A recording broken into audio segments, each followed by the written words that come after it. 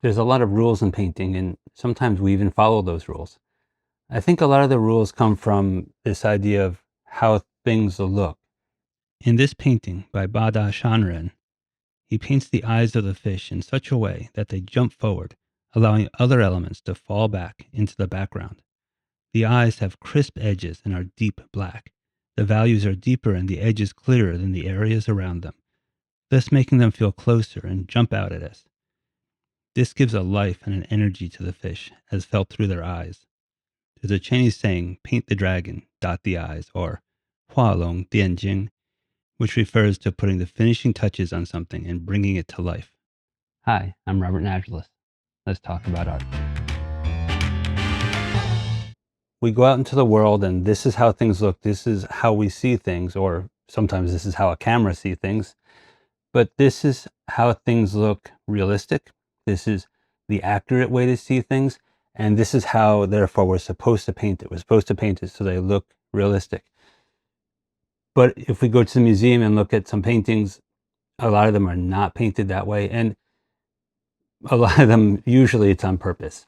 And there's good reasons for it. There's things that artists are trying to do and ways they're trying to change space. We talked about shifting pictorial space in a previous video, this idea of taking, well, if we had the idea of looking at something like a book, but looking at the whole thing so we can see the whole plane all at once. I called this tipping up pictorial space. We see this with Matisse, with Cézanne, see it with Persian art, Chinese art. We see it in a lot of different art, and it certainly breaks with the idea of linear perspective. We also, in a previous video, talked a little bit about the idea of clarity in paintings. The idea of that we're taught that things that we see that are closer to us, they're more clear. And as we get further away, things get progressively less clear. If we go out into the world, that's how we tend to see things. But it's not always how we experience things. In other words, we look around. We don't just, look at one place and don't move as we experience the world. We explore, we look around, we move our head, but we move our whole body and we explore the space.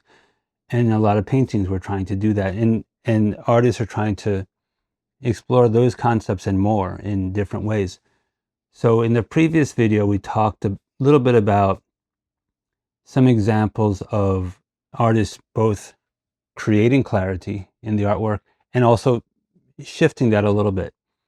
And there were two main concepts, two main ways that we saw that artists were creating clarity. One is atmospheric perspective and the idea that as things get further away, they tend to get more blue, they get softer, and also the value range shrinks. So that as things are closer, we can have, a very strong white and a strong black and a large contrast in values between, as we see here, a strong white and a strong black. Whereas as we get further back, there tends to be less value contrast because we don't see as many values. Things get softer. The value range gets more compressed as we move back in space. Value contrast plays an extremely crucial role in all of this. If we look at this example here, we can see the white inner square contrasted with the black outer square stands out really, really clearly. We can see that immediately. But as we move to this other example, we have a gray inner square and a slightly darker gray outer square. And that contrast is not going to draw our attention in the same way. We might see it, but if we're looking at a painting, if we're looking at any scene, we're going to see that very strong value contrast, that black and white or very dark gray and a much lighter gray, a strong value contrast. We're going to see that much more clearly, much more quickly. It's going to draw our attention. And artists use this idea not only to draw our attention, but to adjust the speed with which we move through a painting. Where do we look? How fast do we look? How long are we looking at something? All of these are very important concepts, and value contrast, as well as edges, how we handle atmospheric perspective. These are some of the ways that we can affect how we're moving through the painting. Where we look, the speed, the feeling of it, what draws our attention, what becomes more important, what stands out. Edges are really important, and they're a part of atmospheric perspective and value contrast. In other words, we have this box that we see very clearly. If we soften the edges, that same box seems to move back in space. The only difference between these two boxes is the edges, the way I've treated the edges. I've softened the edges in one, and that tends to shift it back in space, versus the other, which the edges are crisp, and that tends to sharpen it and move it forward. We feel it. We feel it moving more towards us. In this painting by Constable, the trees and people closer to the foreground are clearer than even those right behind the wheat field. In the foreground, we can make out individual leaves in the trees and details of the people, whereas right behind the wheat field, we see only overall shapes of trees, hints of highlights and movements and groups of leaves, and very little detail on the people working in the back of the field. Clarity, in general, is closely related to what we saw with edges. We tend to see closer objects more clearly and with more detail, while distant objects become less clear and less distinct.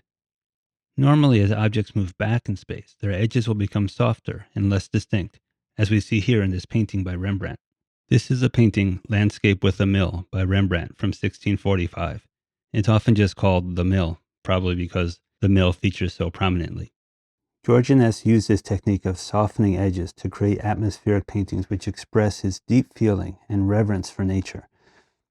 That is, he took this idea, where we see softer edges as objects recede in the distance, and he used it more than we might normally expect to create these atmospheric paintings by having so much softness, and everything starts to fuse together, or everything starts to talk to each other. Things are distinct, but there's a bit of a fusing as well. There's distinct, we see the trees, we see the path, we see everything, but there's a great softness. It leads us into this sense of a vastness and a depth of nature. And we're led to feel the connection between everything, because everything's softer and everything's melding into one great whole. However, Cézanne, in his effort to change the sense of pictorial space, often wants to pull distant objects closer. This is a painting, Mont Saint-Victoire. In this case, he does this by sharpening the edges of the mountain in order to bring the mountain closer to us without changing its size.